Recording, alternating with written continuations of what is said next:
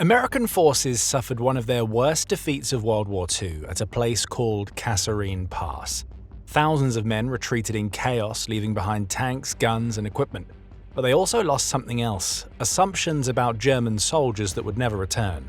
But over the next 2 years, something unexpected happened. The same Americans who had been humiliated learned to respect their enemy's skill. Then they discovered what some of those skilled soldiers had been doing. American soldiers thought they knew exactly what to expect from German troops. They had never fought them before. That changed in November 1942 when the American units landed in North Africa. Operation Torch landed American troops on the beaches of Morocco and Algeria, placing them on a collision course with Field Marshal Erwin Rommel's Afrika Korps. Most had never seen combat. What they knew about Germans came from Hollywood and Washington. The army showed every soldier a series of propaganda films before they shipped out. Frank Capra, who had directed Hollywood hits like It's a Wonderful Life, created 7 films called Why We Fight. They told American soldiers exactly what to expect from their German enemies.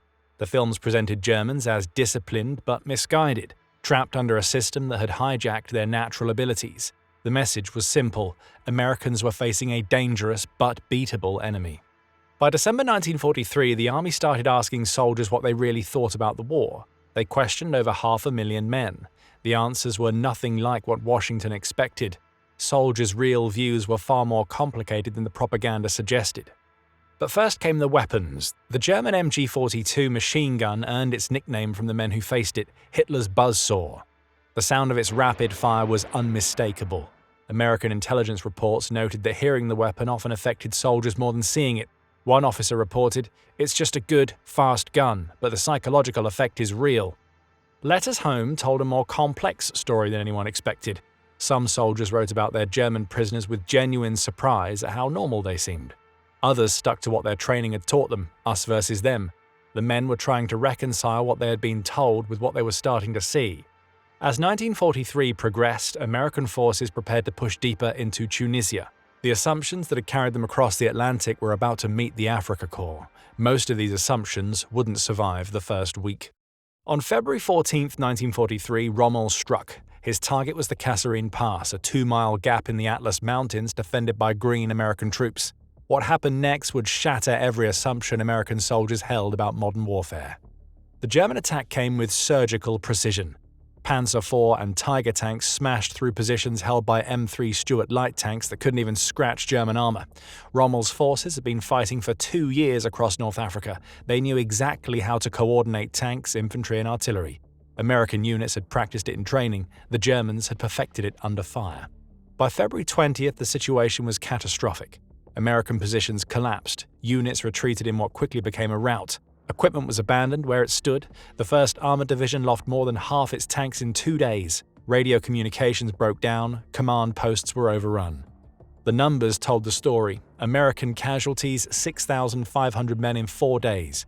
300 killed, 3,000 wounded, 3,000 captured. The equipment losses were devastating: 183 tanks, 104 half-tracks, 208 guns. German casualties: 2,000 total. Some British officers, watching American units stream westward, reportedly started calling them "our Italians." The humiliation forced immediate changes. General Eisenhower fired Major General Lloyd Fredendall and brought in George Patton. Patton arrived to find the Second Corps demoralized and questioning everything they thought they knew about war. Letters home from this period reflected a fundamental shift: grudging respect for German skill mixed with determination to learn from that disaster. But Rommel himself saw something different. While the attack succeeded tactically, he noted that American soldiers fought hard once they recovered from the shock. Their equipment was excellent when properly used. Their leadership was learning fast. The Americans wouldn't make the same mistakes twice. What Rommel didn't know was how right he would be. By May 1943, those same Americans were advancing again. They had learned to respect German military skill. Soon they would discover what some of those soldiers had been fighting for. The lessons of Kasserine came quickly. On July 10, 1943, Operation Husky launched the largest amphibious assault in history up to that point. American forces hit the beaches of Sicily with new equipment, new tactics, and new respect for their enemy. The M4 Sherman tanks that replaced the outgunned M3 Stuarts could finally match the German armor. More importantly, the men using them had learned to fight like Germans. The difference was immediate. Where Kasserine had been chaos, Sicily was coordination. American units moved with the combined arms precision they had practiced but never mastered. Tank infantry cooperation, artillery support, air-ground coordination. The Americans were finally fighting the way the Germans had been fighting all along. The Germans noticed. In the mountains of eastern Sicily, veteran Wehrmacht units conducted fighting withdrawals that American officers described with grudging admiration. The enemy used terrain, timing, and limited resources to slow a force 3 times their size. When cornered, German soldiers fought with the same skill and determination Americans had witnessed at Kasserine, but now they understood what they were seeing. Letters home reflected the shift. Where earlier correspondents had blamed defeats on German luck or superior numbers, soldiers in Sicily wrote about German professionalism. They mentioned captured Wehrmacht manuals that were better than their own. They noted how German prisoners carried themselves, confident, disciplined, unbroken even in defeat. By the time the campaign ended on August 17th, the German and Italian garrison had executed one of the most successful withdrawals of the war, evacuating over 100,000 troops across the Strait of Messina. American soldiers had won the battle but learned to respect an enemy who could turn defeat into tactical success. They were about to discover that respect for military skill was only the beginning. By December 1944, American soldiers thought they understood their enemy. They had learned to respect German tactics and equipment. They knew the individual German soldier was skilled and disciplined. They were about to discover that respect could coexist with horror. On December 16th, 3 German armies smashed through the Ardennes forest. The surprise was complete. Within hours, entire regiments were cut off or retreating. The next day, December 17th, changed everything. Near the Belgian town of Malmedy, SS troops under Joachim Peiper captured 120 American soldiers from the 285th Field Artillery Battalion.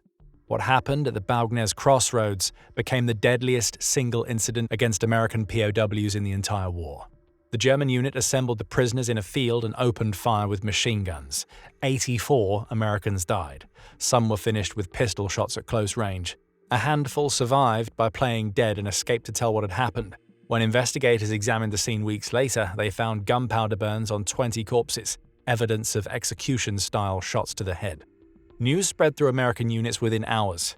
The 328th Infantry Regiment issued new orders. No SS troops or paratroopers will be taken prisoner, but will be shot on sight. Other units received similar guidance. The rules that had governed American conduct since North Africa were breaking down. The Malmedy massacre changed the rules of engagement for the rest of the war. American attitudes toward German soldiers became more complex, mixing respect for military skill with awareness of war crimes. That complexity would deepen when they discovered what else had been happening.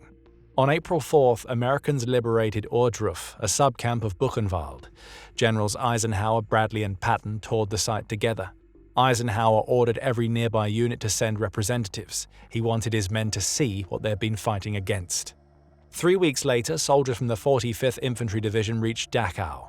They found more than 30 railroad cars filled with bodies and 32,000 prisoners barely alive.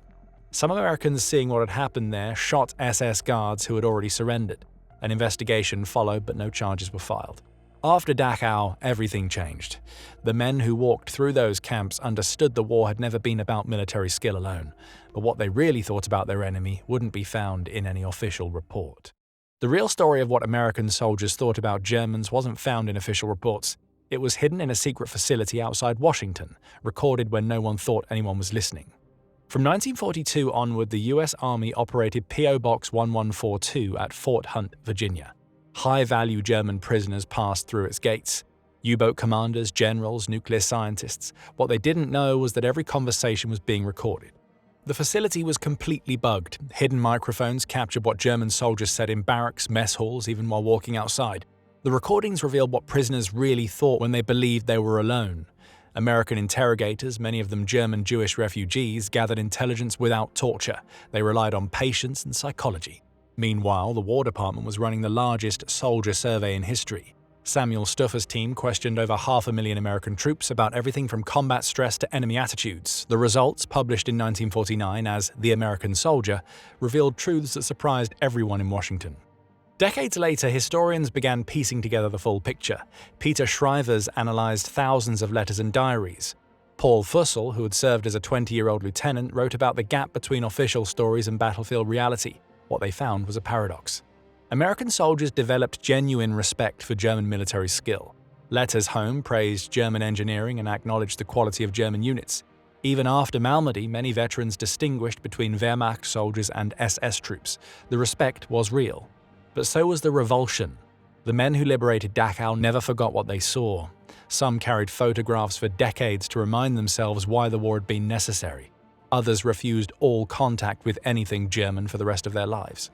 These conflicting memories shaped everything that followed: occupation, reconstruction, eventually alliance with West Germany. NATO required Americans to work alongside former enemies they respected as soldiers but could never fully forgive. The recordings at Fort Hunt stayed classified for 60 years. When they were finally released in the 2000s, they confirmed what soldiers had written in letters and told in surveys. The enemy they fought was both more capable and more terrible than anyone had expected. The truth was exactly what those first GIs had discovered in Tunisia. It was complicated. Thanks for watching. If you found this video insightful, watch What Did German Soldiers Really Think of Soviet Soldiers next. Like this video, subscribe, and hit the bell for more History Inside. And we'll see you in the next one.